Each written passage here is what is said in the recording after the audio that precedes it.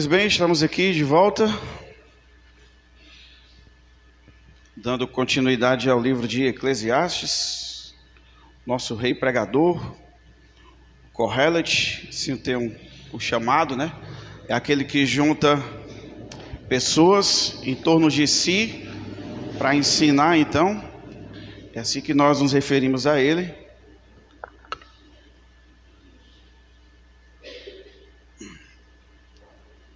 Mas antes de dar continuidade, vamos orar, pedir a Deus sabedoria para que Ele possa nos instruir em mais uma escola dominical.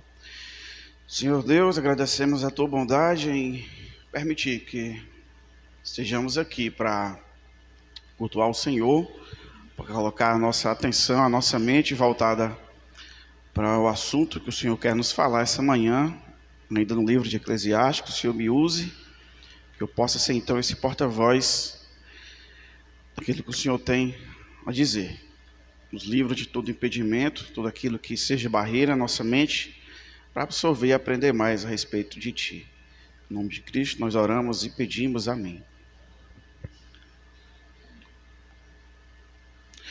Então, irmãos, vínhamos falando, obrigado, como vínhamos falando, se os irmãos lembram, o capítulo passado nós falamos sobre catástrofes, né? Eu citei aqui o exemplo de New Orleans, do furacão Katrina, que atingiu aquele local, e uma catástrofe maior ainda, que atingiu todo o mundo, foi a desobediência dos nossos pais, o pecado inicial e tudo aquilo que ele causou. E catástrofes, quando alcançam determinados locais, as percas são muito grandes, são estruturas, a economia, toda a sociedade entra em colapso, e essas catástrofes, o restabelecimento daquele local que essa catástrofe alcança é lenta, é gradual. Há locais que passam anos e anos para que tudo volte ao normal, né? Toda a sociedade entra em ruínas por conta daquilo, e é preciso fazer um grande trabalho de reconstrução. Conosco também, com a nossa sociedade, é da mesma forma, né? Os reflexos dessa queda são sentidos até hoje, né? O pecado domina o homem, domina o mundo, todas as relações, tudo aquilo que o homem está inserido é suscetível de erros, de pecados, de quedas, toda a maldade. E nós vimos aqui capítulos anteriores a respeito disso, tudo aquilo que o homem tenta fazer, tudo aquilo que ele busca, é fútil, é poeira, é vento. E começou a falar também no capítulo passado algumas coisas a respeito de opressões, de sofrimentos que se passa aqui nessa terra. E isso é reflexo dessa queda, reflexo daquilo que foi perdido, daquilo que foi quebrado lá no Jardim do Éden. Até hoje nós sentimos os reflexos de tudo aquilo que foi perdido. E uma coisa muito importante que foi perdido foi essa comunhão direta com Deus. Aquele privilégio que Adão, com o nosso primeiro pai, os pais tiveram ali, em ter aquela comunhão diretamente com Deus no Jardim do Éden, foi perdido. E a partir dali até os dias de hoje, esse nosso relacionamento com Deus não é da mesma forma. Um preço muito alto foi pago para que nós pudéssemos então ter acesso de volta ao Pai, e foi o sangue de Cristo. Mas ainda hoje, esse relacionamento entre Deus e o homem, ele é quebrado. É necessário então alguém para fazer esse trabalho de religação entre nós e Deus. E aqui nesse capítulo, vamos adentrar aqui o capítulo 5, ele fala a respeito de adoração, ele fala a respeito da nossa chegada no templo, ele fala a respeito do culto a Deus. Ele vai se preocupar com a forma como o homem vai se relacionar com esse Deus a partir de agora. Vamos ler os 7 primeiros versos desse capítulo 5, onde ele vai tratar de algum desses temas, e vamos desenvolver aqui.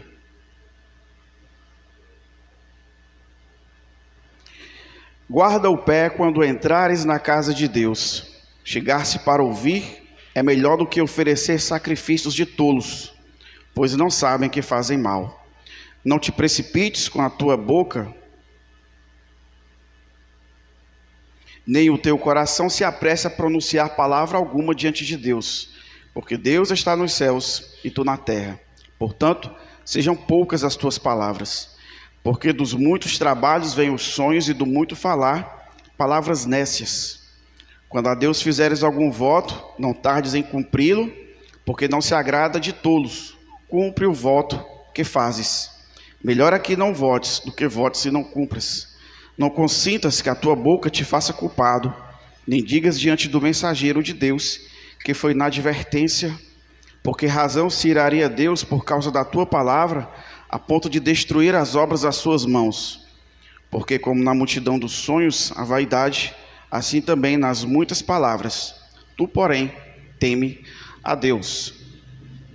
Então, nesse verso 1, ele começa, então, guarda o pé, guarda do original chamar, vigia, observa, presta atenção.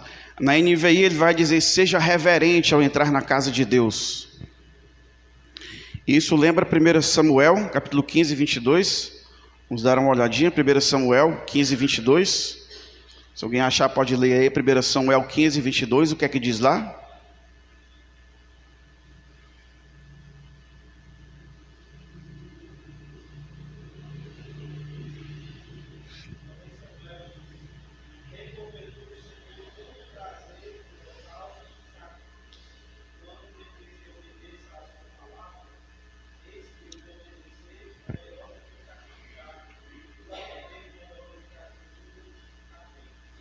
Como diz aí no 1, chegar-se para ouvir é melhor do que oferecer sacrifício de tolos.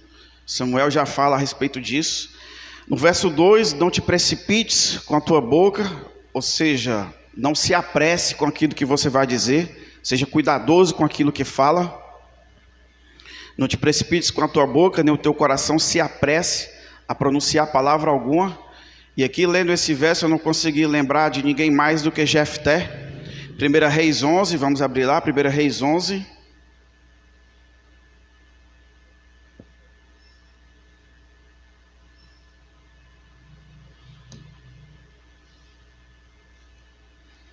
Primeira Reis capítulo 11, verso 30.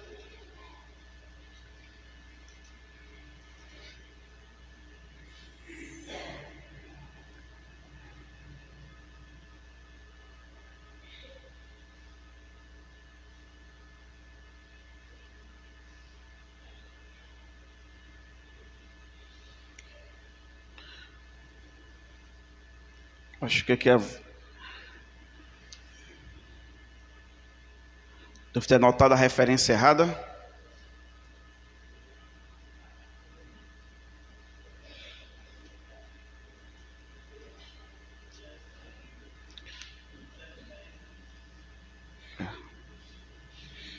Realmente coloquei a... Então é Juízes. Mas aqui, enquanto procuramos, os irmãos lembram então de Jefté, daquilo que ele havia feito voto a Deus, vindo então de uma batalha e sendo vencedor, ele faz um voto a Deus e infelizmente ele acaba votando a vida de sua filha. O voto de Jefté é Juízes 11.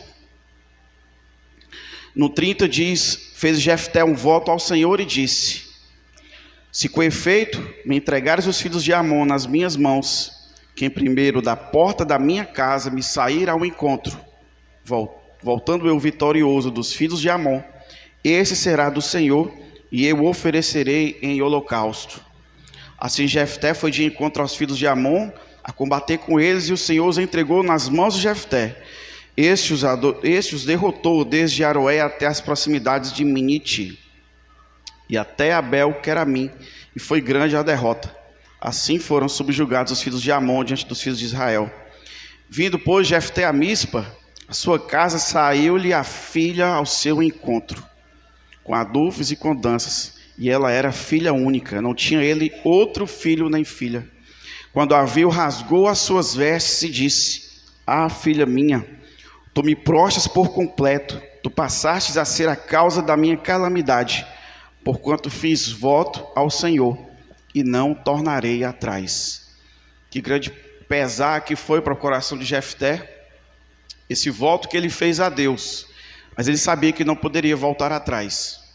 E Deus não requereu esse voto das mãos de Jefté, mas ele assim voltou a Deus. Podemos dizer sim que foi precipitado.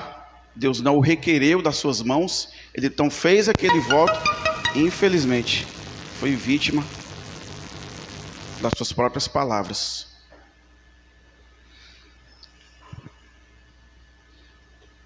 O verso 3, ele vai nos falar: porque dos muitos trabalhos vêm os sonhos, e do muito falar palavras nécias. Há então aqui uma equivalência com relação aos sonhos. Aqui ele fala sobre o homem que sonha muito, que tem muitas coisas durante o dia, e à noite não consegue dormir, a sua cabeça não para, está sempre preocupado com coisas do dia a dia. E ele pode achar que diante de Deus também é assim: quanto mais fala, mais Deus vai ouvir, mas infelizmente quanto mais ele fala, mais bobagem sai da sua boca, porque a sua mente, a sua cabeça não para de tanto pensar em coisas, e assim ele pensa que diante de Deus será da mesma forma que é durante o dia, os seus sonhos, os seus trabalhos, as suas ocupações. O 4 e 5, podemos lembrar de novo de Jefté, né? A questão dos votos, aquilo que se faz diante de Deus. E a lei sabia disso, a lei de Moisés, Deuteronômio 23, 21 a 23, vamos dar uma olhada lá. Sabendo então, com relação aos votos, aquilo que os homens faziam diante de Deus, às vezes era uma troca. Eles pediam uma coisa a Deus, e se Deus assim concedesse, eles iriam pagar esse voto. Em Deuteronômio 23, de 21 a 23, existia uma forma.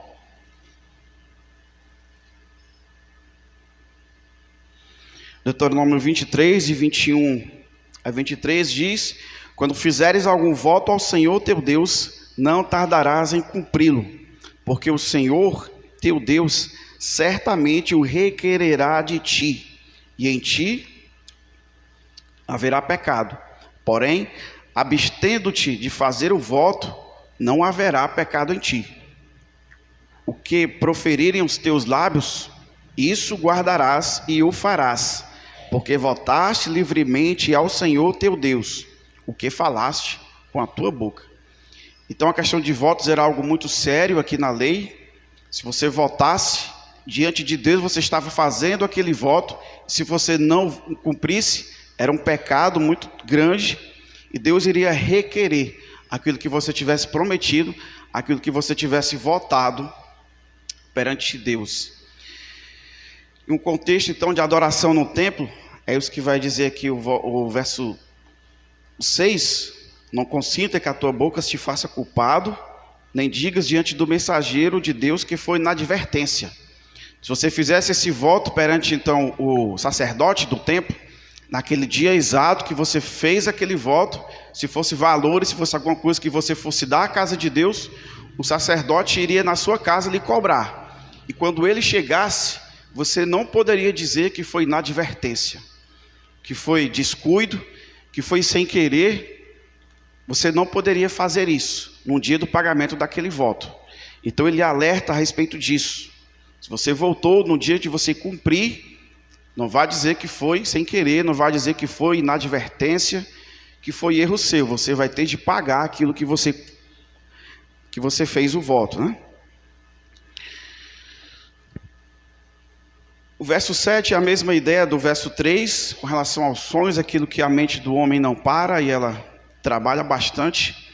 Mas ele vai findar esse verso 6, dizendo: tu, porém, teme a Deus. Chamando mais uma vez o temor de Deus aqui a atenção. E baseado nisso, os cuidados aqui que o nosso rei pregador teve com relação a esse nosso relacionamento de adoração a Deus, nós podemos trazer os nossos dias ao culto, o culto a Deus. É diferente da época de Israel, que era preciso vir o templo, e tinham todas essas coisas aqui. Hoje nós estamos nessa igreja, nós estamos aqui, e nesse momento há um sem fim de pessoas também juntas, prestando louvor a Deus, prestando um culto a Ele. E nos tempos de outrora do Antigo Testamento, havia um lugar que deveria ser feito, essa adoração que deveria ser feito, então qualquer tipo de voto a Deus, que era o templo, né, de Jerusalém, era ali que deveria a adoração oficial do Israel. Mas em João 4, de 23 a 24, Cristo então vai dizer uma coisa diferente. Os irmãos lembram daquela passagem? Aqui, Cristo está passando pela região dos samaritanos, e ele vai travar uma conversa com a mulher samaritana a respeito da água da vida, água que não vai lhe dar mais sede. Em João 4, de 23 e 24, Cristo diz: mas vem a hora, e já chegou, em que os verdadeiros adoradores adorarão o Pai em espírito e em verdade, porque são estes que o Pai procura para seus adoradores. Deus é espírito, e importa que os seus adoradores o adorem em espírito e em verdade. Versos antes disso aqui, havia essa discussão entre Jesus e a mulher samaritana a respeito do local. Os samaritanos não adoravam em Jerusalém, no Monte Gerizim, em outro templo que havia sido feito, e havia uma disputa então, em que os samaritanos não concordavam com os judeus, em que era preciso ir a Jerusalém, somente em Jerusalém fosse dado culto a Deus. E Cristo está dizendo aqui que Deus está arregimentando adoradores em espírito e em verdade. Isso aqui tem uma questão global. Até os dias de hoje, esses adoradores estão sendo reunidos, e haverá o dia então que todos nós, perante Deus, vamos prestar essa adoração. Esses adoradores em espírito e em verdade é o que Deus procura, é o que Cristo tem arregimentado e salvado até os dias de hoje. Então todos nós vamos um dia prestar esse culto, todos juntos a esse Deus. Mas essa adoração hoje é espírito e em verdade, ela pode ser em qualquer lugar do mundo, não há mais a obrigação do templo de Jerusalém, e é o que nós fazemos aqui também. Mesmo sabendo disso, então, que não é preciso mais estar em Jerusalém para prestar culto a Deus, para fazer votos a Deus, isso não quer dizer que os cuidados com o culto foram perdidos. A maneira como nós cultuamos a Deus, não é necessário cuidados com respeito a isso, e nós não vamos mais dar ouvidos aqui que a palavra de Deus tem pedido sobre o modo de nós prestarmos culto a Deus. A reverência continua, a forma como nós nos comportamos continua. E é isso que fazemos aqui no culto, né? O Emílio Galofalo, no seu livro, na respeito de Eclesiastes, nos diz: no culto, somos lembrados do que fomos e direcionados para o que seremos. E é para isso que serve o culto. Infelizmente hoje é fácil a gente perceber várias formas de culto, onde há mais entretenimento do que a palavra de Deus. Há inúmeros números, né, para entreter os crentes, espectadores. A pregação é estilo de coach. Não sei se você sabe o que é o coach, é aquele cara que sabe como deve se fazer tudo. As mensagens às vezes é só uma autoajuda, quase não há mais palavra de Deus. Mas os pregadores estão fazendo cursos de coach, onde eles podem ministrar uma boa palavra, onde você se sente bem a respeito disso. E fuçando na internet, eu encontrei um stand-up comedy cristão, gospel, né? E esse cara, a agenda dele é sempre lotada, e as piadas são de cunho religioso, e muita gente nos shows, os shows lotados, e a agenda dele vive cheia durante o mês inteiro. Por todo o Brasil ele anda fazendo show de stand-up comedy gospel. É a realidade. Esses dias eu estava vendo uma piada a respeito de coach, né, de alguém dizendo que tinha um primo que estava precisando de dinheiro para lançar um livro. Ele era coach, ele tinha escrevido um livro sobre como ganhar dinheiro. Ele estava precisando de dinheiro para lançar o livro. Então é mais ou menos por aí a linha do coach, né? Então, infelizmente, os cultos hoje, a forma de adorar a Deus tem sido desviado. Se você anda em cidades grandes, Fortaleza, você encontra igrejas em estilos totalmente diferentes, fora do convencional, para chamar a atenção, para que seja agradável, para que seja atrativo às pessoas. As igrejas são lotadas desse tipo de culto. Muitos achando que esse tudo se fez novo, é uma forma nova de cultuar a Deus, né? As formalidades são coisas do Antigo Testamento e nós hoje não precisamos mais seguir.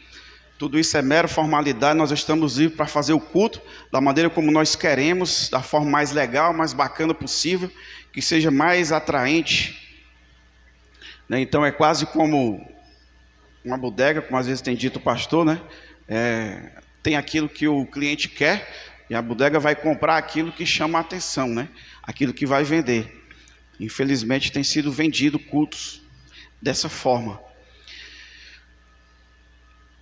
Mas nessa leva de pessoas que têm essa falta de entendimento daquilo que deve ser o culto e como deve ser o culto, há também aqueles formalistas, né? Aqueles que exageram nos moldes e criam quase cultos como se fossem templos do Antigo Testamento, transformam as suas igrejas em sinagogas e requerem das pessoas cumprir formalidades, como se fosse nos tempos antigos, mas as suas mentes estão longe da palavra de Deus. Elas estão mais preocupadas na formalidade, estão mais preocupadas em seguir à risca tudo aquilo que deve ser feito no culto, e as suas mentes às vezes estão longe, não estão pensando, não estão naquilo que está sendo dito, não está na palavra de Deus, não está no culto a Deus, mas apenas em meras formalidades.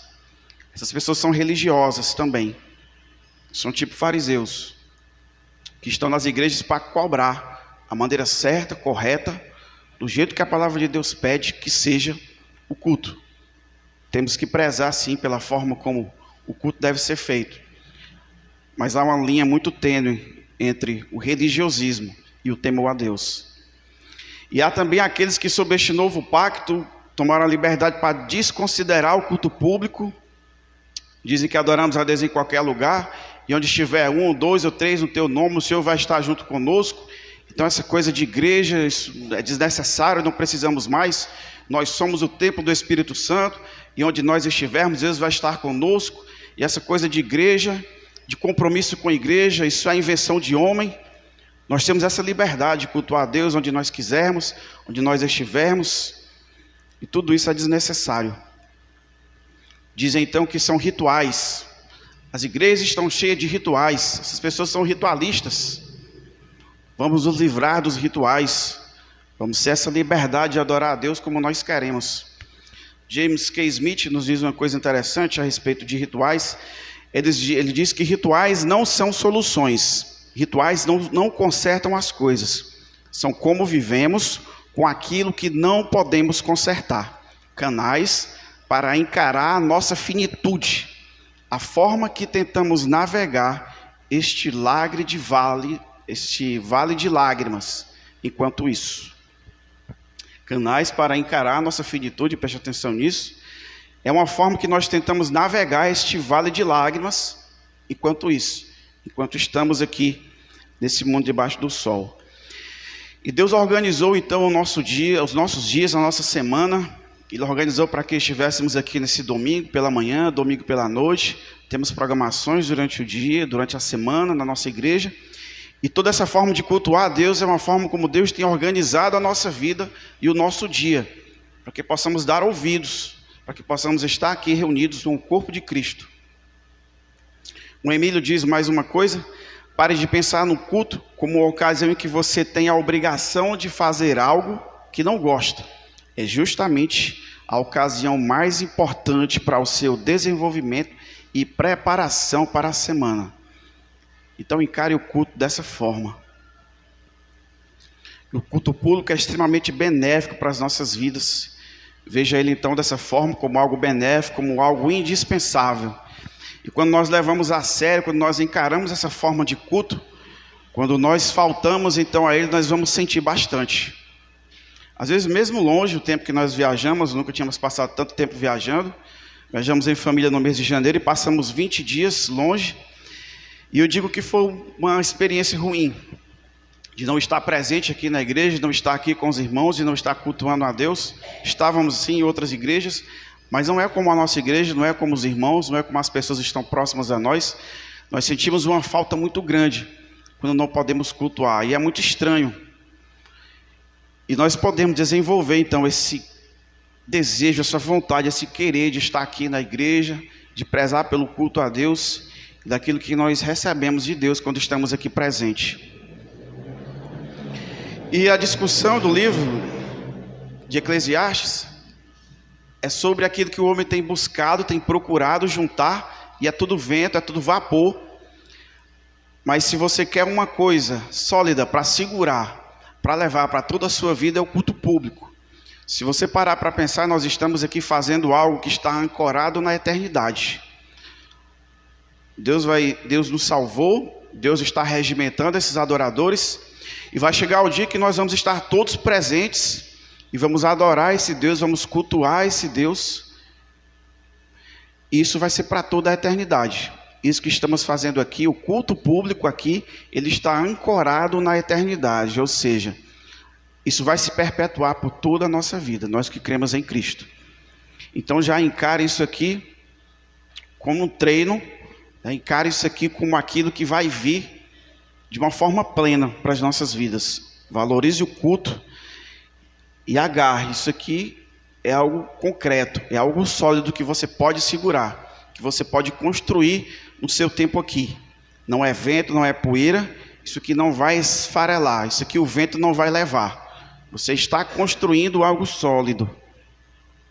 E baseado nisso, como é que a gente se apresenta? Falamos aqui do culto público, a forma como não devemos cultuar, demos exemplos aqui, de uma forma errada de enxergar o culto. E se nós então sabemos que é uma forma correta de cultuar a Deus, como nós devemos então nos apresentar, como nós devemos chegar aqui, baseado nisso que lemos, nesses versos aqui, baseado nisso que falamos. E podemos fazer alguns questionamentos aqui. O primeiro questionamento é: você vem pronto para ouvir? Quando nós estamos saindo de casa, vindo para o culto, se tem uma coisa que nós devemos aqui nos perguntar, é se nós estamos prontos para ir a ouvir aquilo que vai ser dito. Se é uma coisa que você faz muito aqui, quando está aqui, é ouvir o que está sendo dito aqui. Os cânticos, as orações, a mensagem aqui falada, tudo aquilo está sendo falado e você precisa ouvir e dar atenção a tudo que está sendo feito. Então, ao sair de casa, sempre faço essa pergunta: eu estou pronto? Há algum impedimento na minha mente, na minha vida, para que seja um empecilho, para que dê ouvidos àquilo que vai ser dito, àquilo que vai ser ensinado, àquilo que vai ser cantado no culto público? Meu coração está aberto então para receber instruções. E ouvir parece algo banal. Se você não tem nenhuma deficiência, você está ouvindo. Mas, como bom cearense, ao escutar e ao ouvir. Ao escutar, só sem dar atenção, e ouvir. Mas quando nós falamos em ouvir, nós queremos falar sobre atenção. Sobre você colocar o seu coração naquilo que você está ouvindo. É dar ouvidos, é dar atenção, é prestar atenção àquilo que está sendo dito. E nós temos muitos empecilhos, as preocupações do mundo estão sempre aqui na nossa mente, e eu passo por isso também, eu acho que todos vocês passam. As preocupações que nós trazemos, aquilo que está na nossa mente, quando é à noite, é o jogo de futebol que está passando, o seu time está jogando, é a janta depois do culto, que ninguém sabe o que vai jantar, não sobra nada no domingo à noite, e vai ter que ir atrás. É o trabalho da segunda-feira, é aquilo que vai ter de prestar contas, é a escola, é a lição do filho. São tantas coisas que tomam a nossa atenção durante o culto, e que se nós não fizermos um esforço para tirar a nossa atenção e voltar a atenção ao culto público, nós vamos ser vencidos. E é um grande exercício que nós temos de fazer, de dar ouvidos àquilo que está sendo dito, àquilo que está sendo ensinado. Maria, irmã de Marta, fez essas coisas. Os irmãos lembram lá, Jesus chega então em sua casa, e a sua irmã está trabalhando, está ali muito ocupada, e a sua irmã então está ali aos pés de Cristo, e ela então, Lucas 10, 38 e 39, Lucas 10, 38 e 39, indo eles a caminho, entrou Jesus num povoado, e certa mulher chamada Marta hospedou-se na sua casa. Tinha ela uma irmã chamada Maria, e esta quedava-se assentada aos pés do Senhor, a ouvir-lhe os ensinamentos. Marta agitava-se de um lado para outro, ocupada em muito serviço. Então se aproximou de Jesus e disse: Senhor, não te importas de que minha irmã tenha deixado que eu fique a servir sozinha? Ordena-lhe, pois, que venha ajudar-me. Respondeu-lhe o Senhor: Marta, Marta, andas inquieta e te preocupas com muitas coisas.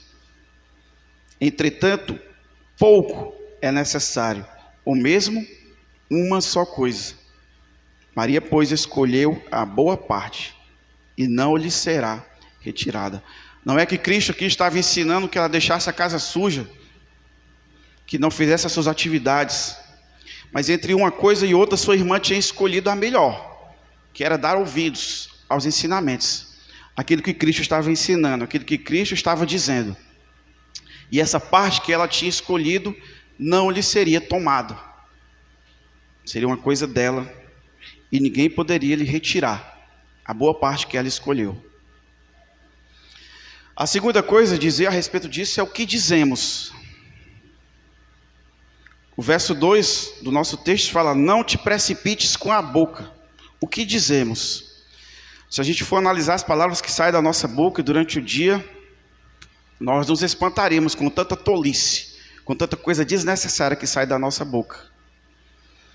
E o homem é capaz de externalizar as coisas mais terríveis que tem dentro do seu coração. Ameaças, mentiras, injúrias, obscenidades, maldições, blasfêmias contra Deus. E com essa mesma boca, o homem faz promessas que não cumpre. Faz juros de amor a alguém que não vai ser capaz de cumprir. Ele promete coisas a Deus que não vai fazer. Ele promete coisas a outras pessoas que não vai fazer. E essa mesma boca é usada aqui no culto, para orar, para cantar. Philip Ryken nos diz que sempre que uma boca se abre, revela-se um coração. Sempre que uma boca se abre, revela-se um coração.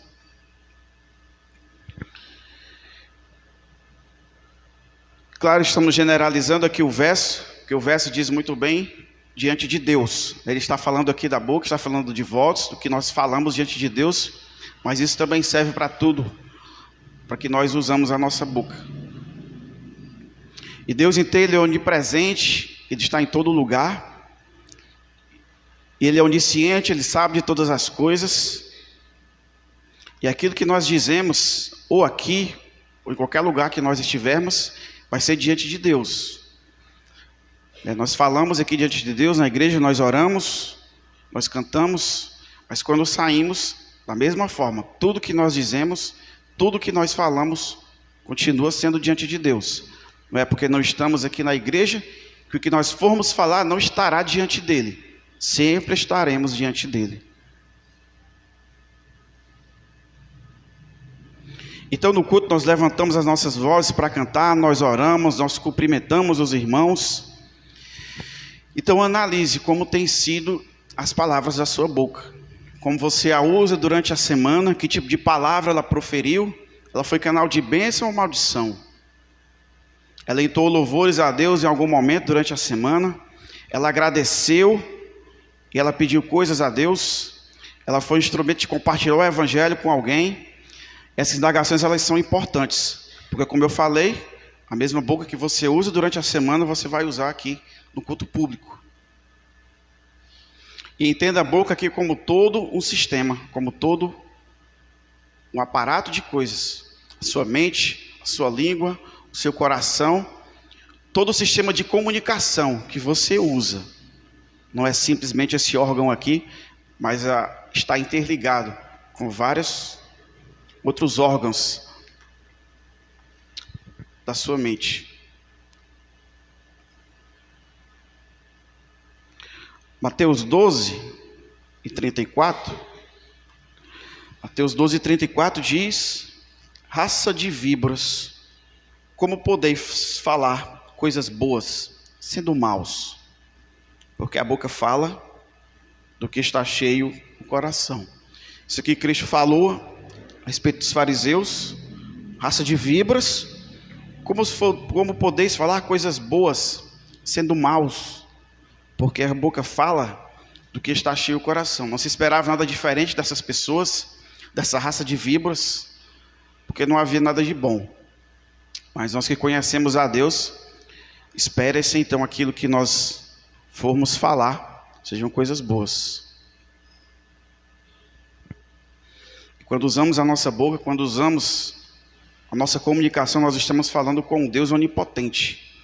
Pare e pense nisso, quando você está aqui, quando você está usando a sua boca para cantar, para orar em voz alta, você está se comunicando com Deus grandioso. Tiago 3:2.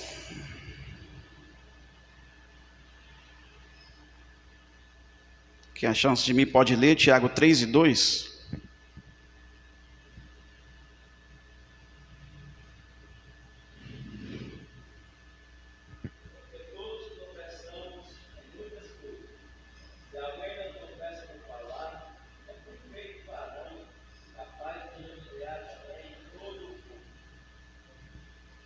Então a palavra, a língua, aquilo que falamos é capaz de dominar todo o nosso corpo, né? Esse perfeito varão que conseguiu tudo isso foi Cristo. Cristo foi esse perfeito varão que conseguiu não pecar e não cair em todas essas coisas com aquilo que falou.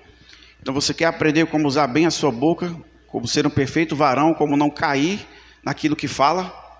Leia a palavra de Deus. Cristo então é o nosso exemplo, é esse perfeito varão, é aquele que pode nos ajudar a vencer nossa dificuldade com aquilo que falamos. E a terceira coisa que eu quero dizer e perguntar é: cumpriremos? Nós cumpriremos aquilo que nós falamos? Esses 7 primeiros versos aqui, o 4 e o 5 fala sobre votos, fala sobre aquilo que nós falamos com a nossa boca, com as nossas palavras.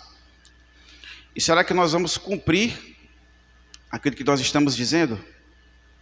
Se nós não podemos cumprir, é melhor nós nem prometermos.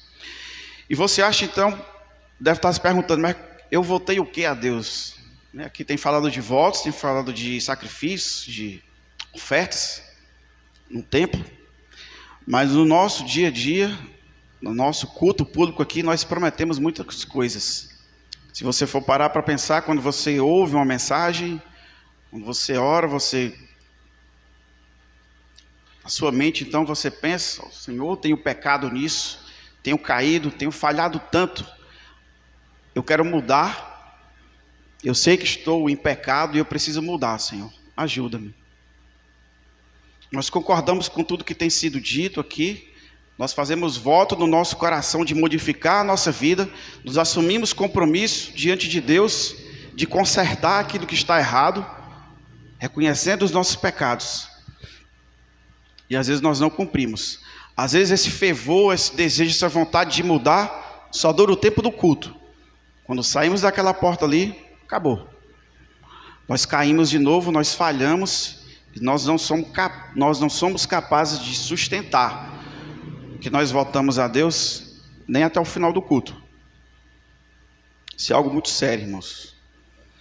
Pare e pense quantas vezes você prometeu coisas a Deus e não cumpriu.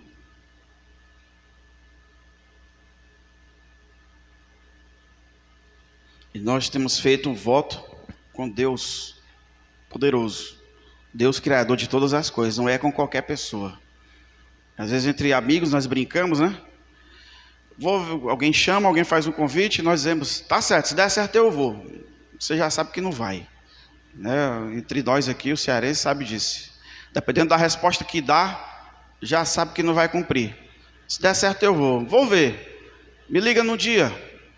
Entre nós já sabemos que é a forma. Quando você dá as costas já sabe, esse já disse que não vai, não vou nem contar com esse. E nós temos esse mau costume, esse velho costume.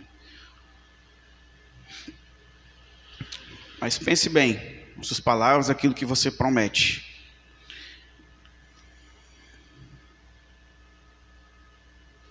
E Cristo então foi aquilo que, tudo que prometeu, tudo aquilo que veio para fazer, Ele fez, Ele cumpriu aqui nessa terra. Ele foi esse perfeito varão, aquele que pode ser exemplo para nós sobre a forma de proceder aqui.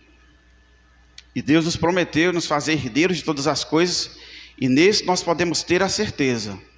Nós nem precisamos duvidar, não precisamos ficar receosos, como um amigo que diz que vai e não vai. Aquilo que Deus tem prometido, aquilo que Deus nos prometeu, tenha a certeza de que Ele vai cumprir. O verso 7 então termina: tu porém teme a Deus. É um desfecho memorável, nos colocando então essa tarefa: tema a Deus. De todas as coisas aqui, se você quer algo que vai lhe ajudar, algo que vai lhe trazer à memória como fazer todas essas coisas, teme a Deus. Tema a Deus.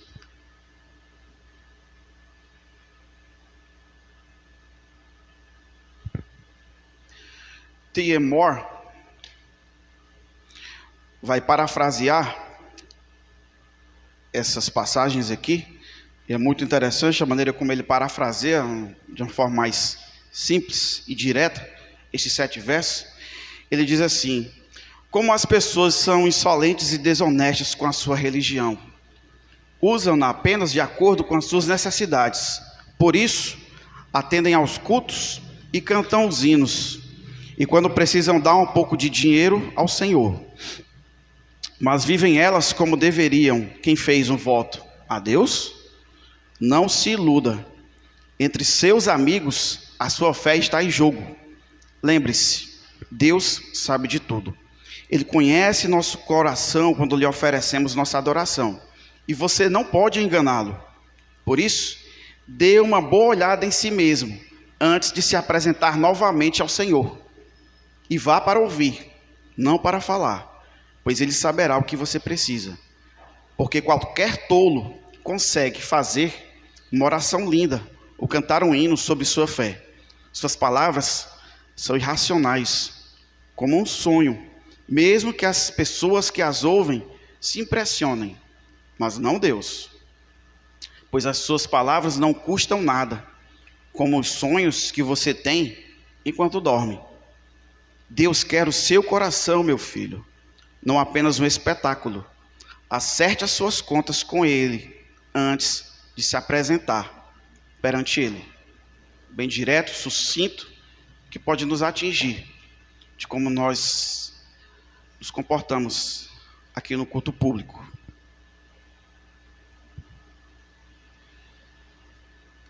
Vou tentar seguir, botar mais uns 2 versículos aqui. Verso 8 e 9.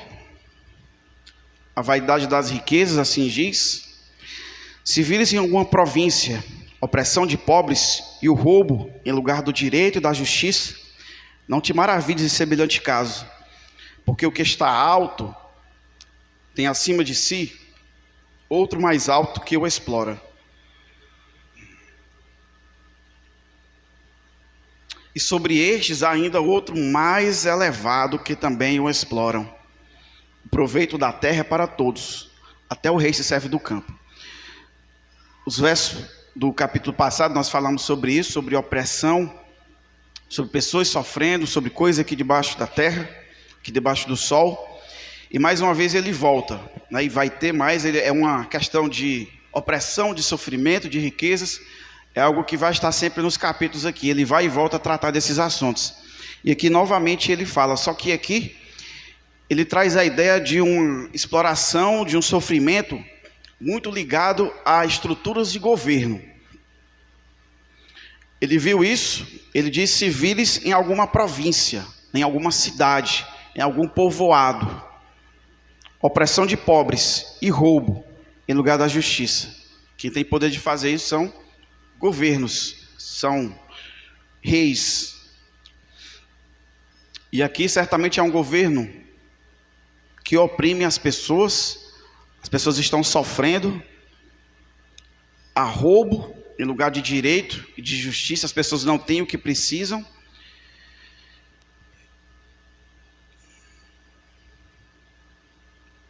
Então, como eu falei, aqui é um tipo de exploração que vem de governos, que vem de pessoas que têm poder, e essa escala de exploração é como se fosse uma escada. Há um que explora e sempre vai haver um explorador acima daquele. É uma escadinha de exploração. Por isso que dá a ideia de então de ser um governo onde sempre há um chefe que manda naquele mais subordinado e sempre vai haver exploração. A exploração ela continua. Vamos abrir em 1 Samuel 8, de 10 a 18.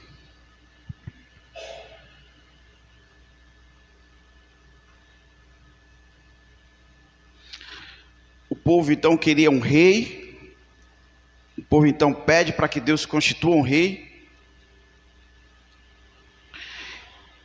E Samuel então profere essas palavras vindas de Deus, avisando ao povo aquilo que ia acontecer, aquilo que eles iriam sofrer, e eles a si mesmo queriam um rei.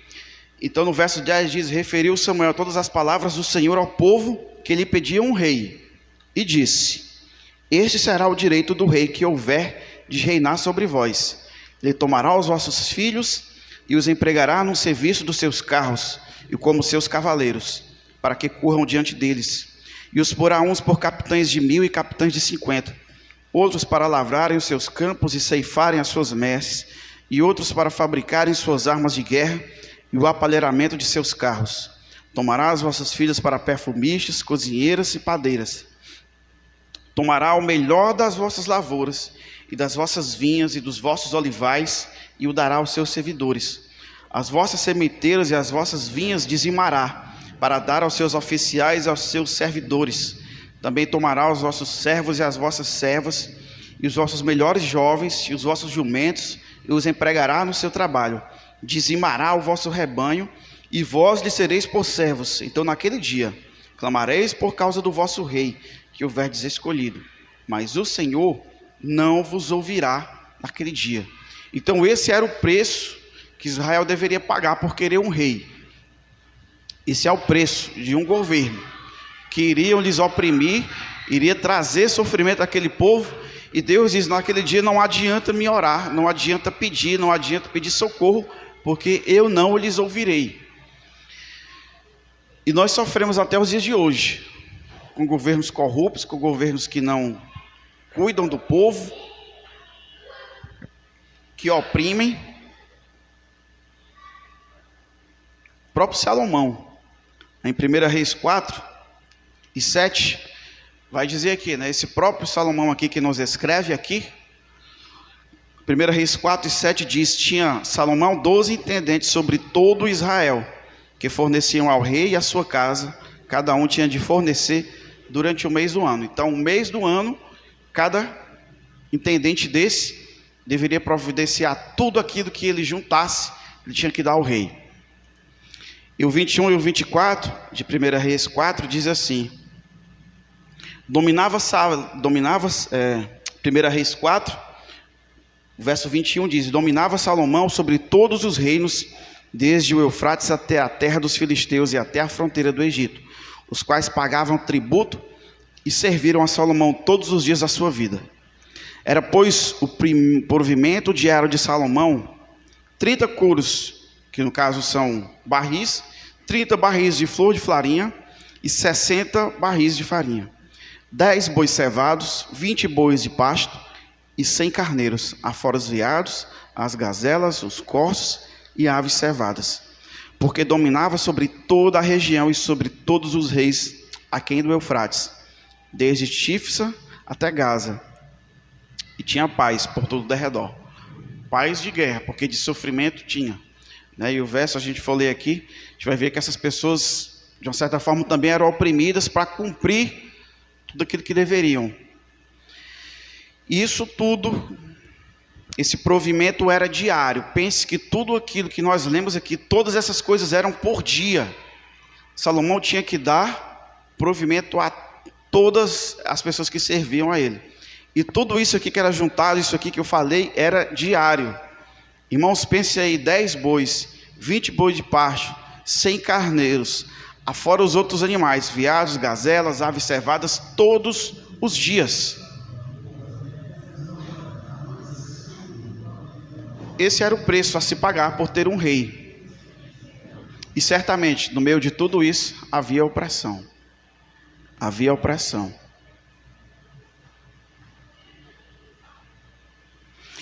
E o sofrimento que nós vimos aqui continua até os dias de hoje. nós também temos governos, nós também temos aqueles que nos oprimem, aqueles que estão no poder, e é por isso que é outra coisa correr atrás do vento, modelos econômicos, sistemas de governo, achando então que esses são os salvadores, que é aquilo que vai nos salvar desse sofrimento. Isso é um grande engano. David Koyes, no livro Visões e Ilusões Políticas, ele fala isso, né, que nós colocamos então toda a nossa confiança em modelos de governo, modelos econômicos, e vão nos trazer a alegria, vão ser perfeitos, e todos eles nos prometem então uma redenção, como se fosse um Éden que nós iríamos alcançar em colocar tipos econômicos, tipos de administração no país, seja capitalismo, seja socialismo, seja qualquer outra coisa, e nós então colocamos as nossas confianças nisso. E são governos terrenos que não vão poder nos fazer isso. Mas quando nós colocamos toda a nossa confiança nessas coisas, isso tende a virar um pecado. Isso tende a virar então uma idolatria. Nós idolatramos modelos econômicos e apostamos as nossas fichas e brigamos e lutamos para que eles sejam os vencedores. Mas também é vento. De todas as formas, eles vão nos decepcionar.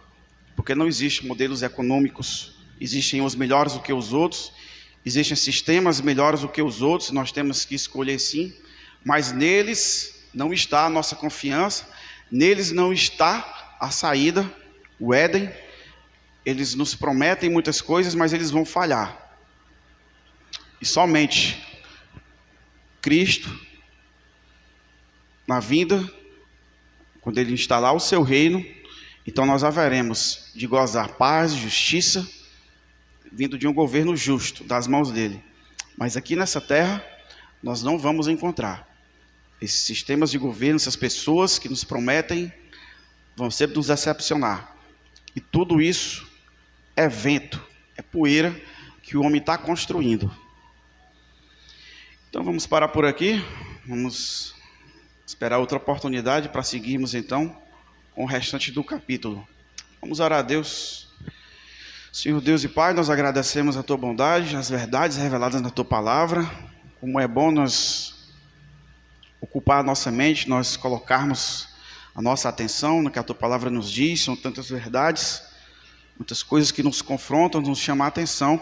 Que o Senhor nos ajude, que o Senhor trabalhe em nossas vidas, para que nós possamos então colocar em prática, nós possamos dar ouvidos à Tua palavra, ao que ela nos promete. Ajuda-nos no culto público, naquilo que estamos aqui a fazer ao Senhor, que possamos ter atenção e cuidado na forma como nós nos relacionamos com o Senhor, para que tenhamos então a reverência necessária e o cuidado necessário. Em nome de Cristo nós oramos e agradecemos. Amém.